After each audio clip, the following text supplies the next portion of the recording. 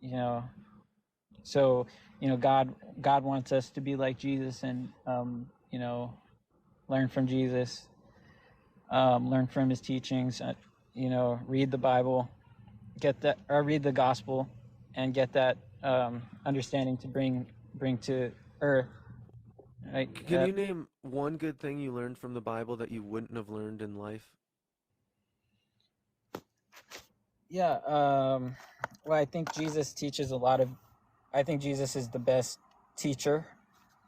But Um, of what? Like, what did you learn, like, specifically that you wouldn't just learn, like, in life, like, through, like, experiences, like, having friends or growing up, like, just well, I something from think the Bible that's, like, unique.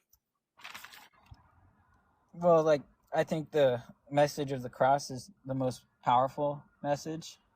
Um, So just, like, the idea of somebody being hung up on a cross.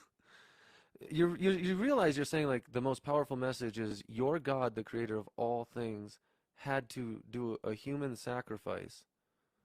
He had to. He had no other way to do it. So, yeah. and so when you get to heaven, if you get to heaven, and if your God's real, I just want you to know, yeah, you're subject to a God who, number one, you're not his people. You're not an Israelite. You're not a Jew. We're probably far off from his people. Anybody alive now. Um, he is okay with grape. He's okay with murder. He's okay with slavery, and he takes sacrifices. So I don't Well, know. I wouldn't want to worship him if he is real, but he's you actually know, not okay with any of that. Like he contests it. He if he doesn't someone contest it. He had to sacrifice his own son to himself to forgive people. In the commandments, you have to have offerings. Moses does say though you don't have to have a blood offering. You could actually just bring flowers, think something that smells good.